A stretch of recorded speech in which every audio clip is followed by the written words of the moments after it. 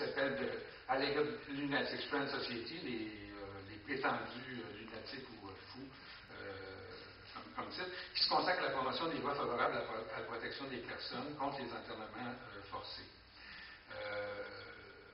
Bon, voilà. Et plus on avance dans les années, vers 1930, le Dr. Lowe qui introduit un programme qui s'appelle Recovery. Lui, il travaille, les psychologues, il travaille avec des personnes qui ont des problèmes de santé mentale. Ils font ce groupe-là et de ce groupe-là naît des groupes d'entraide. Et éventuellement, ces groupes d'entraide-là vont être complètement gérés par les usagers. Le médecin se retire complètement et ça fonctionne toujours. Il y en a aux États-Unis, en Angleterre, tout ça.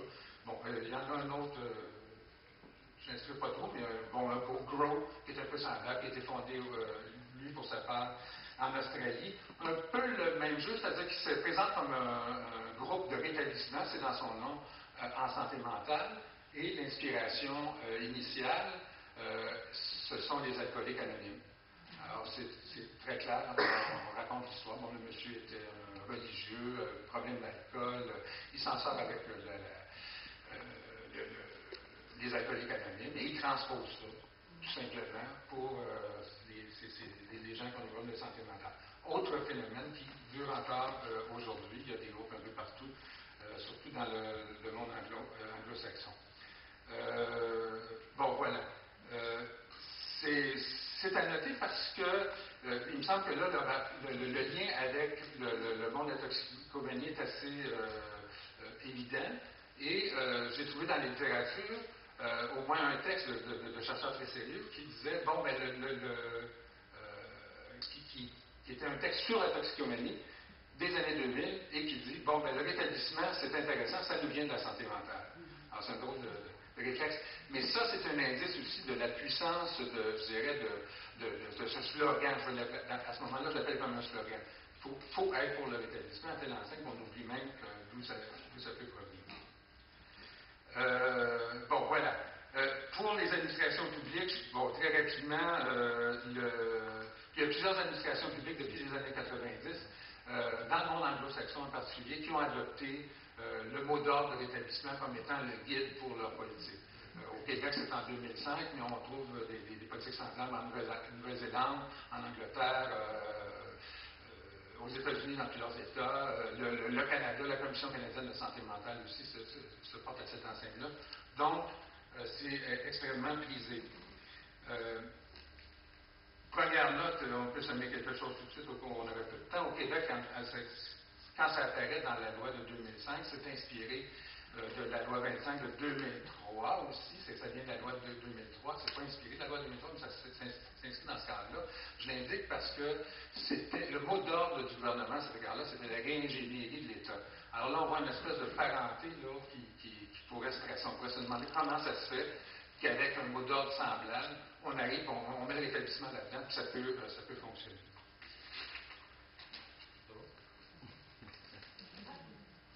C'est rapide.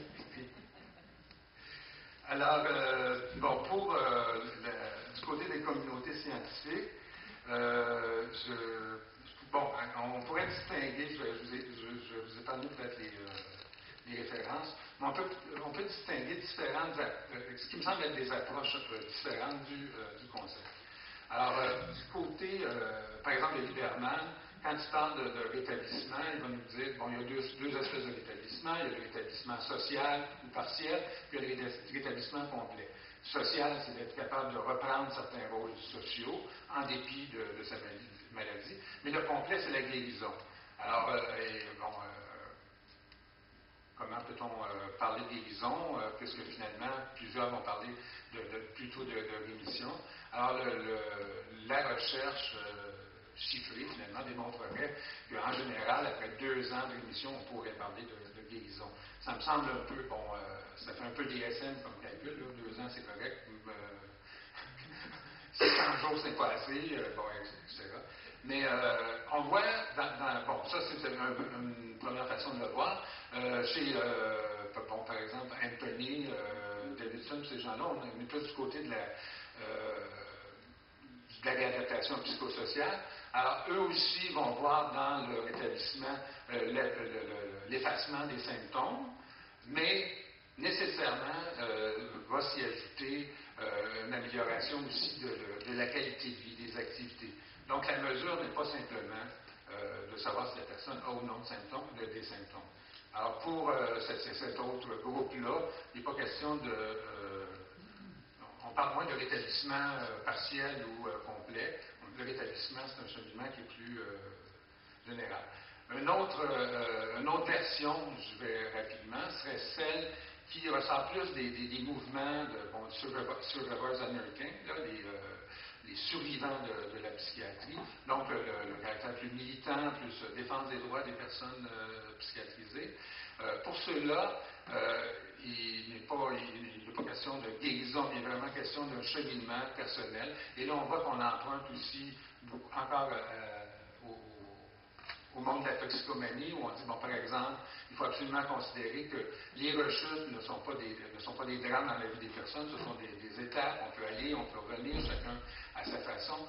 Donc, l'objectif est de développer son identité, d'avoir une vision positive de l'avenir et d'y travailler, de s'y impliquer, mais bon, sans qu'elle commande nécessairement d'avoir justement complètement effacer toute forme de symptômes. On peut vivre avec certains symptômes et c'est un peu la différenciation. Bon.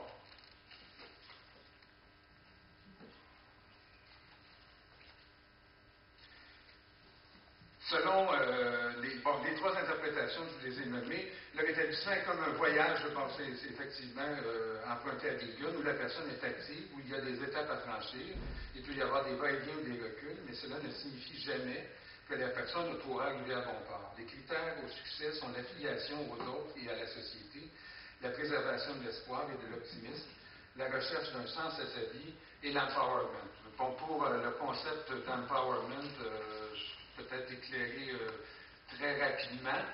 Bon, on le traduit souvent au Québec comme étant la reprise du pouvoir. Il s'agit que les personnes ressentent avoir un certain contrôle sur leur communauté et puis qu'ils puissent agir en conséquence. J'ajouterais à ce côté un peu instrumental de faire des choses que cela nécessite pour une véritable affiliation, nécessite aussi que la personne développe sa confiance dans son milieu. Alors, bon, je glisse non seulement parce qu'on a un colloque de communauté thérapeutique, mais il me semble qu'effectivement, ce n'est pas à négliger. Ce n'est pas seulement une affaire de bon, on va t'enseigner, on va faire de la psychoéducation sur la façon de gérer tes symptômes et comment éventuellement postuler pour un emploi ou des trucs comme ça. Il faut, pour pouvoir initialiser ces activités-là, que la personne développe un lien de confiance, non seulement avec un intervenant, mais aussi avec la société, aussi avec la communauté qui l'entoure. Alors, à cet égard-là, on y reviendra pour ce que je veux démontrer aussi, c'est que si on adoptait réellement une position de rétablissement, en tout cas celle que je favoriserais, ça implique la société aussi au complet. C'est pas juste une affaire d'intervenant ou interne. Du côté des usagers, oui. Oui, du côté des usagers, ça veut dire qu'il existe aussi une association nationale des personnes qui s'appelle justement les porte-voix du rétablissement. Le fait qu'ils choisissent ce nom-là n'est pas innocent par rapport à la vogue qu'on connaît.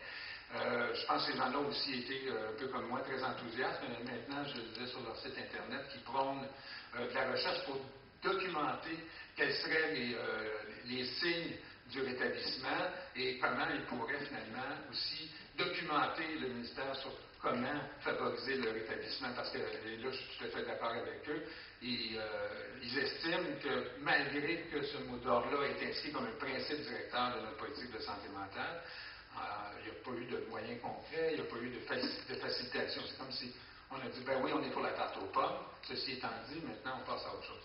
Alors là, bon voilà, donc du côté des usagers, je voulais simplement signaler qu'il y avait effectivement une approbation générale, mais que là, je crois que maintenant, on commence aussi à creuser. On approuve peut-être le terme, mais sous le terme, qu'est-ce qu'il y a qu'on commence un peu à plus le questionner. Dans ma pratique comme organisateur communautaire, je vous disais que j'avais tenté de favoriser l'élaboration d'un système centré sur le rétablissement. Les personnes usagères me disaient, entre autres, que effectivement, pour eux,